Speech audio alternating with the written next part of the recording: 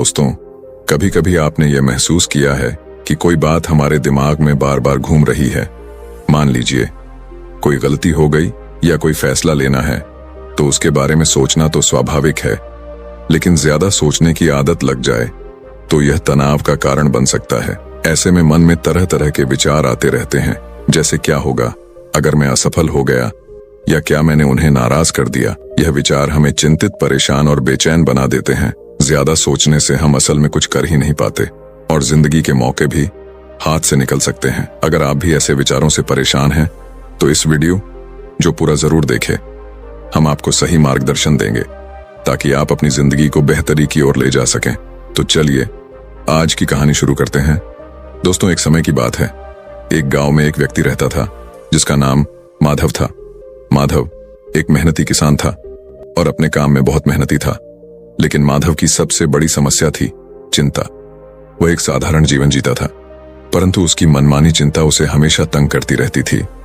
रोज वह अपने कामों को करते हुए अपने मन के कोने में यह सोचता रहता कि आने वाला कल कैसा होगा। माधव को हमेशा यह लगता था कि उसका भविष्य अनिश्चित है। उसे लगता था कि वह किसी अच्छे या बुरे कल के सामने है, जिससे उसका जीवन पूरी तरह से प्रभावित हो जाएगा। वह अपनी चिंताओं में इतना खो जाता कि उसका व्यक्तित्व भी प्रभावित हो जाता। सुबह उठते ही माधव सोचने लगता था कि आज क्या होगा, क्या काम ठीक से चलेगा, क्या वह पर्याप्त पैसा कमा पाएगा, क्या उसका परिवार खुश रहेगा। इन सवालों का जवाब ना होने के कारण उसके मन में एक तूफान उठ खड़ा होता। रात भर नींद न आने के कारण उसकी आंखें सूजी हुई रहती। सुबह होते ही वह थका हुआ और निराश महसूस करता। उसकी चिंता सिर्फ भविष्य तक ही सीमित नहीं थी, वह हर छोटी छोटी बात को लेकर भी चिंतित रहता। यदि कोई काम समय पर पूरा ना हो पाता तो वह घंटों सोचता रहता कि क्या होगा। इसका बुरा परिणाम, इस चिंता के कारण वह जीवन का आनंद नहीं ले पाता था। वह एक ऐसा व्यक्ति था जो हर काम शुरू करता था, लेकिन उसे पूरा करने का साहस नहीं होता था। डर का साया उसके पीछे हमेशा बना रहता था, जो उसे बीच में ही हार मानने पर मजबूर कर देता था। यह डर केवल असफलता का ही नहीं था, बल्कि अपने और अपने परिवार के भविष्य को लेकर भी था। हर रोज रात को सोने से पहले उसके मन में अनेक प्रश्न उठते थे। क्या मैं अपने बच्चों को एक अच्छा जीवन दे पाऊंगा? क्या मैं उनका पालन पोषण ठीक से कर पाऊंगा? मेरे बाद उनका क्या होगा? यह चिंताएं उसे रातों रात जगाए रखती थीं। उसके माथे पर चिंता की गहरी रेखाएं उभर आई थीं और उसकी आंखों में हमेशा एक उदासी छाई रहती थी। वह सोचता था कि काश वह कुछ ऐसा कर पाता जिससे उसका भविष्य और उसके परिवार का भविष्य सुरक्षित हो जाता। उसने कई बार नौकरी तलाश करने की कोशिश की, लेकिन हर बार असफलता का सामना करना पड़ा। धीरे धीरे उसकी आत्मविश्वास कम होने लगा और हताशा उसे घेरने लगी। इस चिंता के समाधान की तलाश में वह कई ऋषि मुनियों से मिला। उसने प्रसिद्ध आर्य विद्वानों और संतों की शरण ली, उनसे बातें की, अपनी चिंता के बारे में बताया और समाधान की भीख मांगी। लेकिन किसी भी ज्ञानी या संत ने उसकी चिंता का समाधान नहीं बता पाए। सभी ने उसे धैर्य रखने और ईश्वर पर भरोसा करने की सलाह दी। निराश होकर वह अपने मित्रों और सगे संबंधियों से भी इस बारे में बात करने लगा। कई लोगों ने उसे सलाह दी कि वह अपना धन किसी सुरक्षित जगह पर निवेश करें ताकि उसे मुनाफा मिल सके। कुछ लोगों ने कहा कि उसके ग्रह नक्षत्र ठीक नहीं चल रहे हैं और उसे ज्योतिषी से सलाह लेनी चाहिए। कुछ अन्य लोगों ने कहा कि उसके कर्मों में ही कोई कमी है और उसे अच्छे कर्म करने चाहिए। लेकिन सारे नुस्खे, हिदायतें और सलाह को बखूबी निभाने के बाद भी उसके मन में अजीब सी बेचैनी थी। एक दिन उसे इतनी परेशानी में देख उसके एक मित्र ने उसे एक बौद्ध भिक्षु के बारे में बताया। उस मित्र ने कहा कि जो कोई भी उन बौद्ध भिक्षु से मिलने जाता है वे उसकी समस्या का समाधान अवश्य ही करते हैं, चाहे समस्या कितनी ही बड़ी क्यों ना हो। उनके समझाने का तरीका थोड़ा अलग होता है।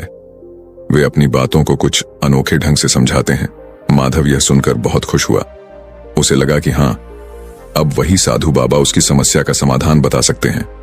उत्सुकता से वह व्यक्ति तुरंत बौद्ध भिक्षु के आश्रम की ओर चल पड़ा।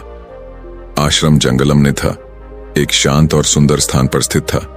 चारों ओर ऊंचे पेड़ों से घिरा हुआ था।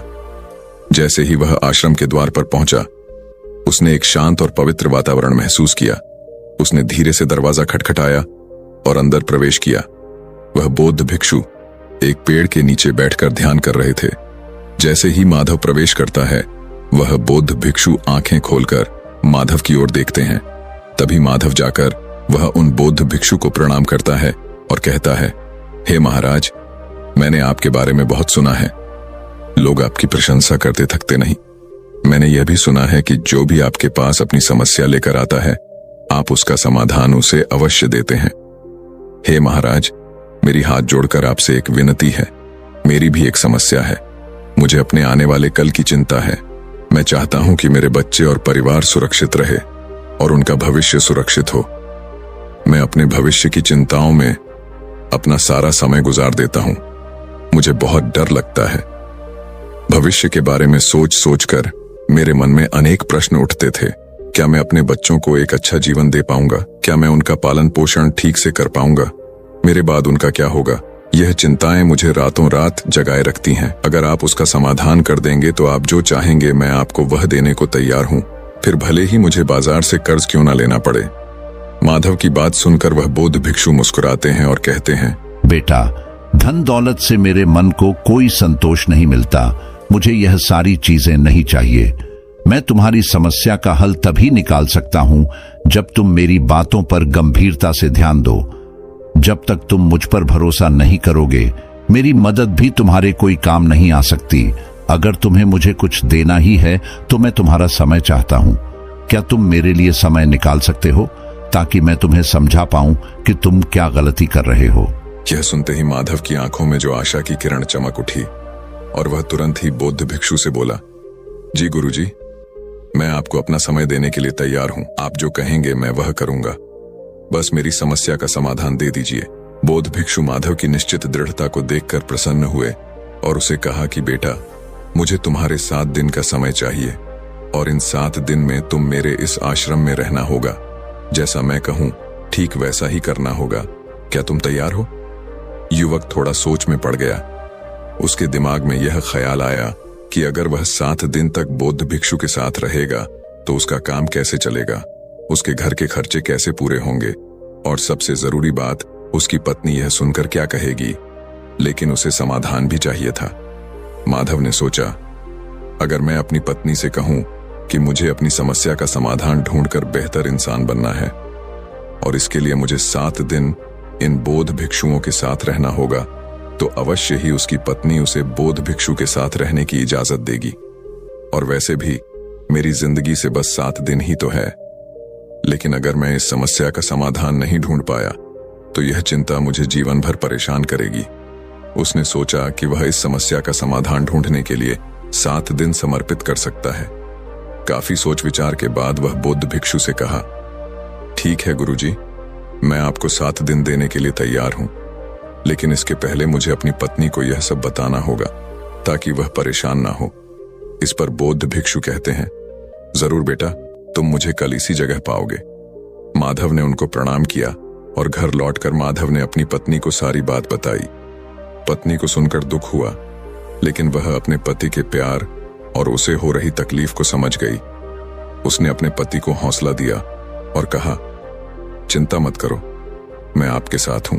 अगले दिन माधव बौद्ध भिक्षु के आश्रम पहुंच गया। बौद्ध भिक्षुक ने उस व्यक्ति से कहा, आज से 7 दिन तक तुम्हें एक भिक्षु की तरह जीवन जीना होगा। तुम्हें उनके जैसे कपड़े पहनने होंगे, आश्रम में उनकी तरह सफाई करनी होगी और भिक्षा के लिए गांव में जाकर भोजन लाना होगा। लेकिन एक बात का ध्यान रखना, हर काम करने से पहले अपने मन में यह विचार करना होगा कि यह काम कैसा होगा, क्या मैं इसे पूरा कर पाऊंगा, अगर हां तो कितनी बखूबी से, और यह काम खत्म होने के बाद क्या परिणाम होगा, यह सोचकर ही हर काम करना होगा। यह सुनकर माधव थोड़ा घबरा गया था। भिक्षु का जीवन बिल्कुल नया अनुभव था, लेकिन माधव ने बौद्ध भिक्षु की बातों को स्वीकार कर लिया। उसे लगा यह 7 दिन आसानी से कट जाएंगे। आखिर थोड़े कपड़े धोने, झाड़ू लगाने और भिक्षा मांगने में क्या है। वह मन ही मन सोच रहा था कि यह तो रोजमर्रा के काम है जिन्हें मैं वैसे भी घर पर करता हूं, इसमें क्या मुश्किल है। उसने आश्रम के वस्त्र पहन लिए और झाड़ू उठाया और आश्रम की सफाई शुरू करने के लिए तैयार हो गया। उसने अपने मन में बौद्ध भिक्षु के शब्दों को दोहराया। उसने सोचा, यह झाड़ू लगाना इतना कठिन है, बिल्कुल नहीं। क्या मैं इसे पूरा कर सकता हूं? हाँ, आसानी से मैं इसे और भी बेहतर कैसे कर सकता हूं? धीरे से और ध्यान से झाड़ू लगाकर यह सुनिश्चित करते हुए कि कोई कोना ना छूटे।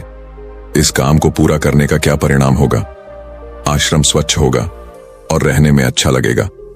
और फिर उसने आश्रम की सफाई शुरू कर दी। जब सब्जियां काटने का समय आया, माधव ने गुरुजी के कहे अनुसार मन में विचार किया कि यह काम कैसा होगा और इसका क्या परिणाम होगा। कुछ देर सोचने के बाद उसने यह यकीन बिठाया कि यह काम आसान होगा। वह अपने घर में भी अक्सर सब्जियां काटता था और उसे लगा कि इसमें ज्यादा मुश्किल नहीं है। उसने सोचा कि थोड़ी मेहनत और सावधानी से सब्जियां काटने से सबको खुश करना संभव होगा। इस काम के बाद वह आश्रम के रसोई में मदद करने का आनंद लेगा, जिससे सबको समय पर और स्वादिष्ट भोजन मिल सकेगा। माधव को यह अवसर अन्यों की सेवा करने का एक सुंदर मौका प्रदान करेगा और उसे खुशी होगी कि उसने इस काम में योगदान दिया। जब भिक्षा मांगने का समय आया तो माधव ने मन में सोचा कि कैसा होगा भिक्षा मांगना।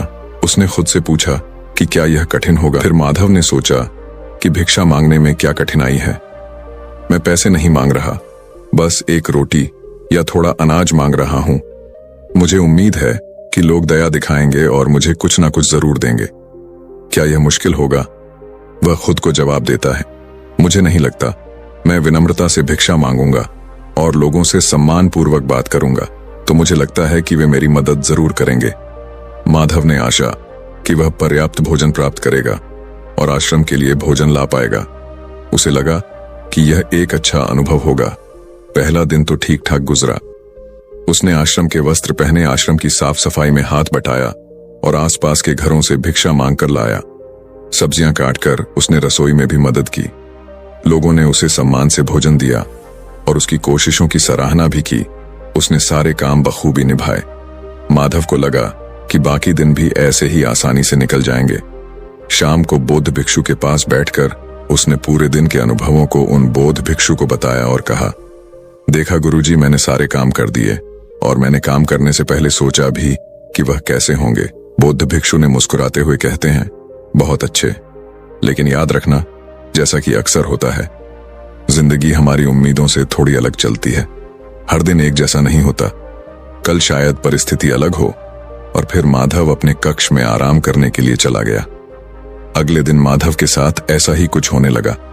अगले ही दिन दिक्कतें शुरू हो गईं।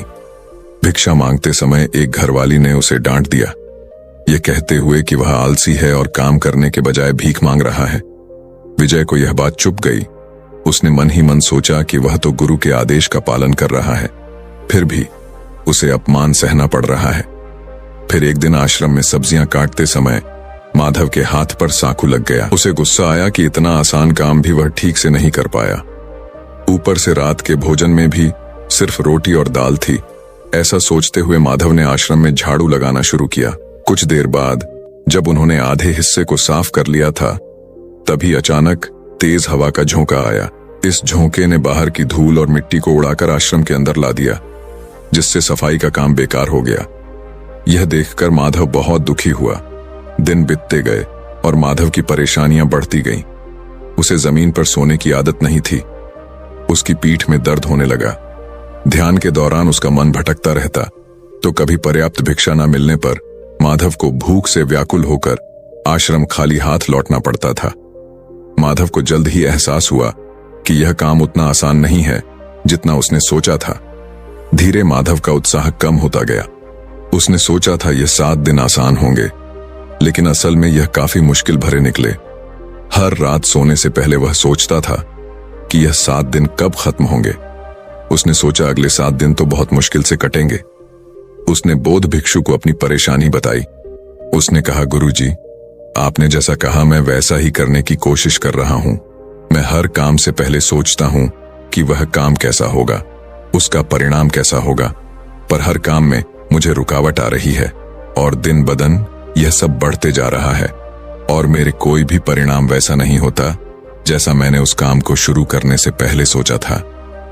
मैं क्या करूं? आप ही बताइए। मेरे 7 दिनों में से 4 दिन तो यूं ही कठिनाइयां में गुजर गए हैं। बौद्ध भिक्षु ने शांत स्वर में कहा, बेटा चिंता मत करो। मैंने यह सब तुम्हें इसलिए करने के लिए कहा था ताकि तुम समझ पाओ कि ऐसा ही तुम अपने जीवन में भी करते आए हो। तुम इससे पहले अपने जीवन में हर काम को शुरू करने से पहले उसके परिणाम क्या होंगे ये सोचने में अधिकतर समय बिता देते थे।